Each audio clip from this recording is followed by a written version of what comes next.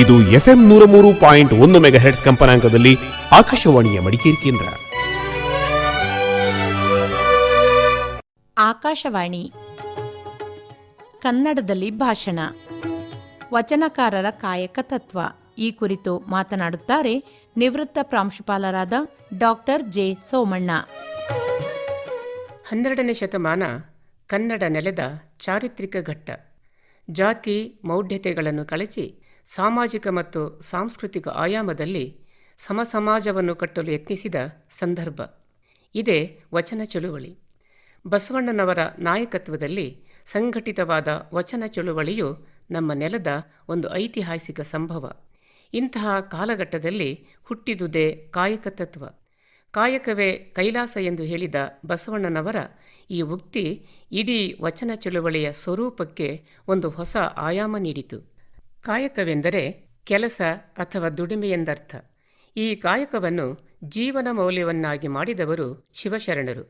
ಎಲ್ಲರೂ ದುಡಿಯಬೇಕು, ಜೀವನ ನಿರ್ವಹಣೆಗೆ ಸತ್ಯ ಶುದ್ಧವಾದ ಕಾಯಕವೊಂದು ಇರಬೇಕು, ಮಾಡುವ ಕಾಯಕದಲ್ಲಿ ಮೋಸ ವಂಚನೆಗಳಿರಬಾರದು, ನಾಟಿಕೆಯೀತಿ ಇರಬಾರದು, ಕಾಯಕದಲ್ಲಿ ಎಲ್ಲವೂ ಎಲ್ಲರೂ ಸಮಾನ, ಮೇಲು ಕೀಳೆಂಬುದಿಲ್ಲ, ಮಾಡುವ ಕಾಯಕ ಶಿವನಿಂದ ವರವಾಗಿ ಬಂದುದು, ಮಾಡುವ ಕಾಯಕದಲ್ಲೇ ಶಿವನಿರುವನು, ಕಾಯಕವೇ ಕೈಲಾಸ, ಸತ್ಯ ಶುದ್ಧವಿಲ್ಲದುದು ಕಾಯಕವಲ್ಲ, ಕಾಯಕಕ್ಕೆ ಜಾತಿ ಗೋತ್ರಗಳ ಸೂತಕವಿಲ್ಲದಿರಬೇಕು. ಇವು ಆದರ್ಶ ಸಮಾಜ ನಿರ್ಮಿಸಲು ಹೊರಟ ಶಿವಶರಣರು ಕಲ್ಪಿಸಿದ ಕಾಯಕ ಸೂತ್ರಗಳು. ಮೇಲು ಕೀಳೆಂಬ ಭಾವನೆಯಿಲ್ಲದೆ ಸದ್ಗುಣಗಳಿಂದಲೇ ಯೋಗ್ಯತೆಯನ್ನು ನಿರ್ಧರಿಸುವ ಮತ್ತು ಎಲ್ಲರೂ ಸಮಾನ ಅವಕಾಶಗಳನ್ನು ಪಡೆಯಬಲ್ಲ ಆದರ್ಶ ಸಮಾಜದ ರಚನೆ ಶಿವಶರಣರ ಉದ್ದೇಶವಾಗಿತ್ತು. ಅದಕ್ಕಾಗಿ ಅವರು ಜನಜಾಗೃತಿಯನ್ನುಂಟು ಮಾಡಲು ಯತ್ನಿಸಿದರು. ಜೀವನದಲ್ಲಿ ಬದುಕುವುದಕ್ಕಾಗಿ ವ್ಯಕ್ತಿ ಯಾವುದೇ ಉದ್ಯೋಗವನ್ನು ಕೈಗೊಂಡಿರಲಿ, ಅವನಿಗೆ ತನ್ನ ವಿಕಾಸಕ್ಕೆ ಪೂರ್ಣ ಅವಕಾಶ ಸಿಕ್ಕಬೇಕು. ಅವನು ಕೈಗೊಂಡ ಉದ್ಯೋಗ ಕಾಯಕವಾಗಿ ಸಾಧನೆಗೆ ಪೂರಕವಾಗುತ್ತದೆಂದು ಸಾರಿದರು. ವಚನಕಾರರು ಬಳಸಿರುವ ಕಾಯಕಕ್ಕೆ 2 ನೆಲೆಗಳಿವೆ. ಒಂದು ಸಾಮಾಜಿಕ ಆಯಾಮ, ಮತ್ತೊಂದು ಆಧ್ಯಾತ್ಮಿಕ ಆಯಾಮ. ಮೇಲ್ನೋಟಕ್ಕೆ ಕಾಯಕ ಲೋಕ ವ್ಯವಹಾರದ ಕೆಲಸವಾಗಿ ಕಂಡರೂ ಆಧ್ಯಾತ್ಮ ಭಾವದಿಂದ ಸಮಸಮಾಜ ನಿರ್ಮಾಣಕ್ಕೆ ನಾಂದಿಯಾಗುತ್ತದೆ. ಶರಣರಿಂದ ಕಾಯಕ ಎನ್ನುವ ಶಬ್ದ ವಿಶೇಷ ಅರ್ಥಗಳನ್ನು ಪಡೆದುಕೊಂಡು ಪರಂಪರಾಗತವಾಗಿ ಬಂದ ಕರ್ಮ, ಕೆಲಸ, ಉದ್ಯೋಗಗಳಿಗಿಂತ ಹೆಚ್ಚಿನ ವ್ಯಾಪಕಾರ್ಥವನ್ನು ಮೌಲ್ಯವನ್ನು ಪಡೆದುಕೊಂಡಿದೆ. ವಿಶೇಷವಾಗಿ ಕಾಯಕವನ್ನು ಬದುಕಿನ ದಾರಿಯನ್ನಾಗಿ ರೂಪಿಸಿಕೊಂಡಿದ್ದರಿಂದ ಅದಕ್ಕೊಂದು ಸಾಮಾಜಿಕ ಅರ್ಥ ಪ್ರಾಪ್ತಿಯಾಯಿತು. ಶರಣರಿಗೆ ಕಾಯಕ ಎನ್ನುವುದೊಂದು ಯೋಗ, ಅದೊಂದು ಶಿವಾರ್ಪಣಾ ಭಾವ, ಹಾಗೆಯೇ ಶಿವಪ್ರಜ್ಞೆ ಎಂಬರ್ಥದಲ್ಲಿ ರೂಪಿತವಾಯಿತು.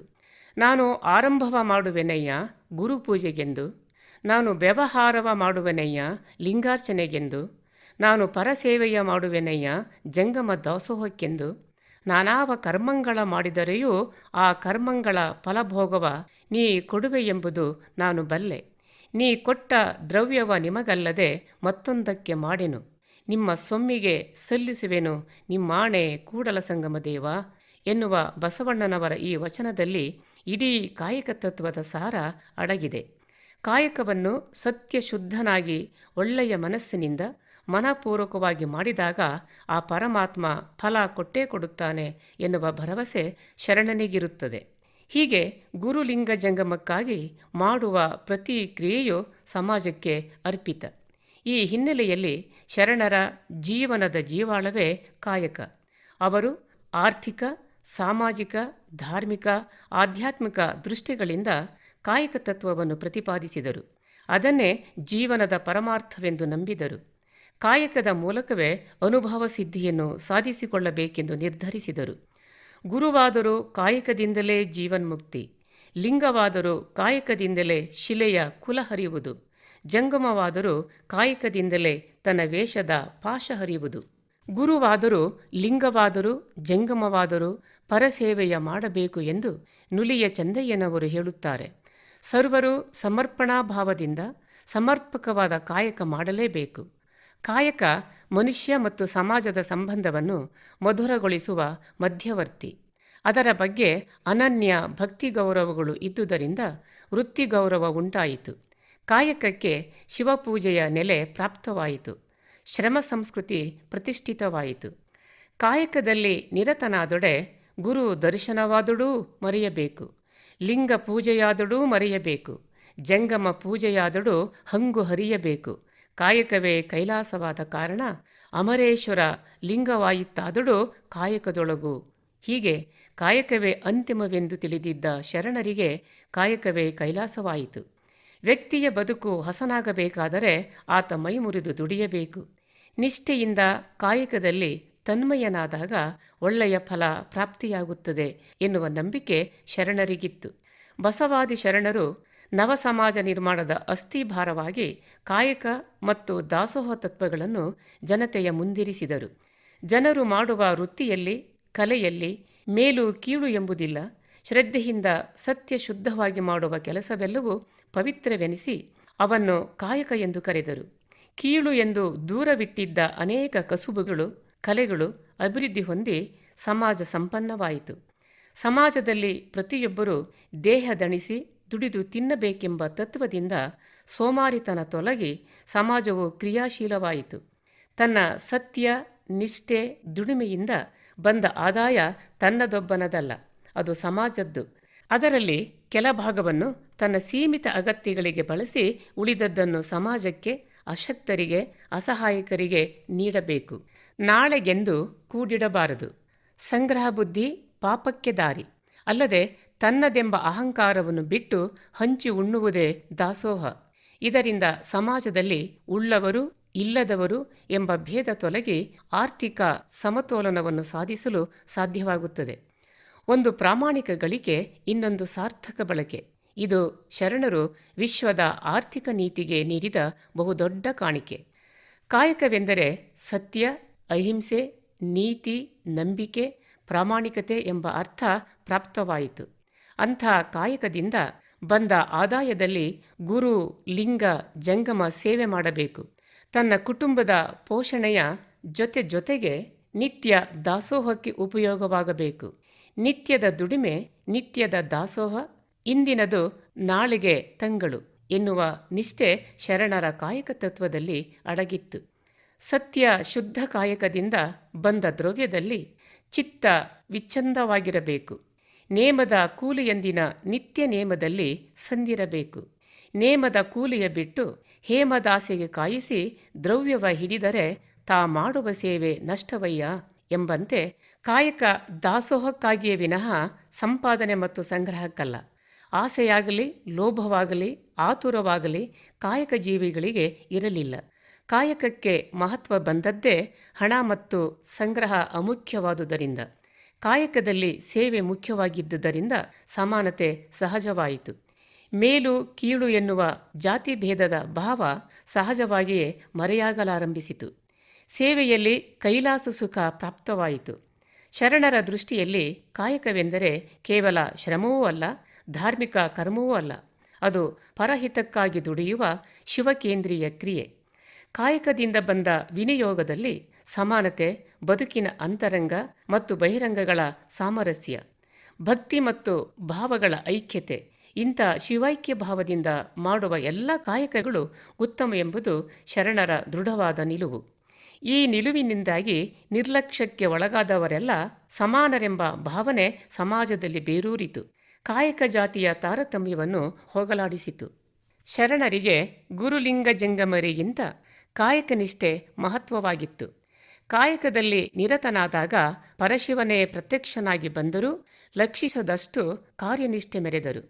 ದೇವ ಸಹಿತ ಭಕ್ತ ಮನೆಗೆ ಬಂದಡೆ ಕಾಯಕವಾವುದೆಂದು ಬೆಸಗೊಂಡೆನಾದೊಡೆ ನಿಮ್ಮ ಪುರಾತನ ರಾಣೆ ತಲೆದಂಡ. ಇದು ಕಾಯಕ ಜೀವಿಗಳಾದ ಶಿವಶರಣರ ಕಾಯಕನಿಷ್ಠೆ.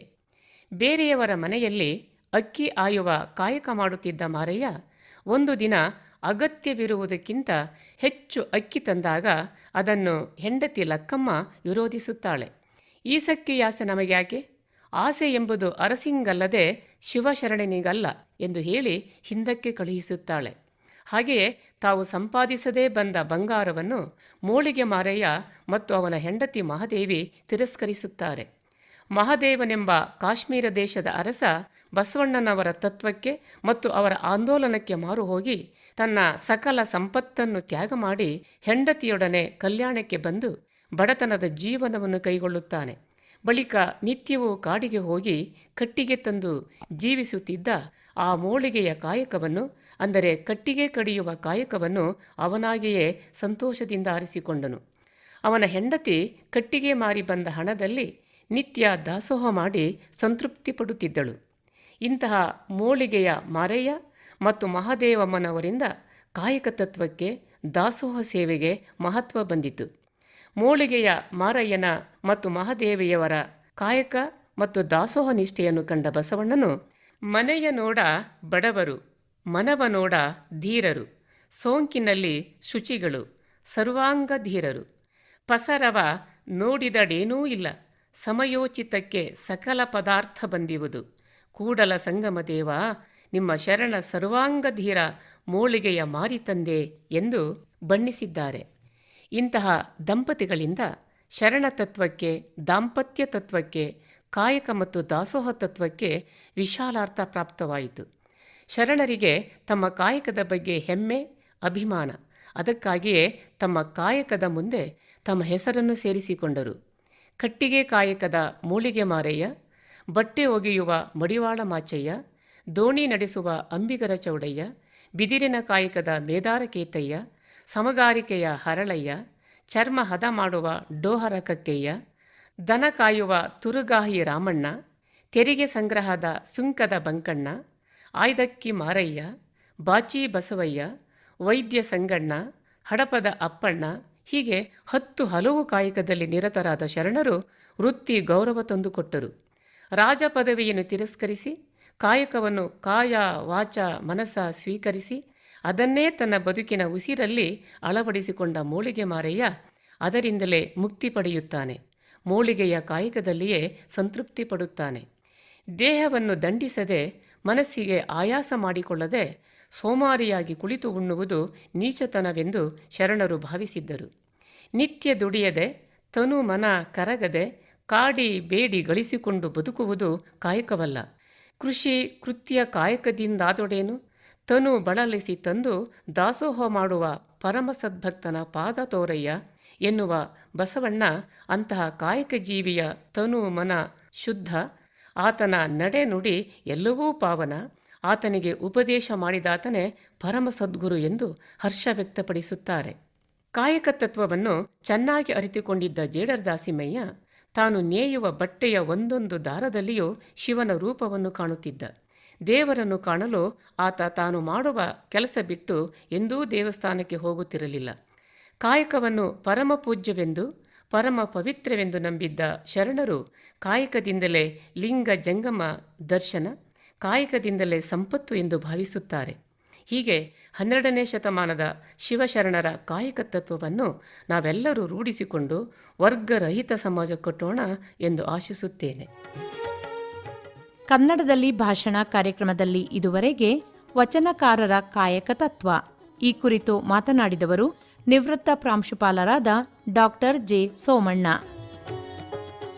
ಕಾರ್ಯಕ್ರಮ ಆಕಾಶವಾಣಿ ಮಡಿಕೇರಿ ಕೇಂದ್ರದ ಕೊಡುಗೆ.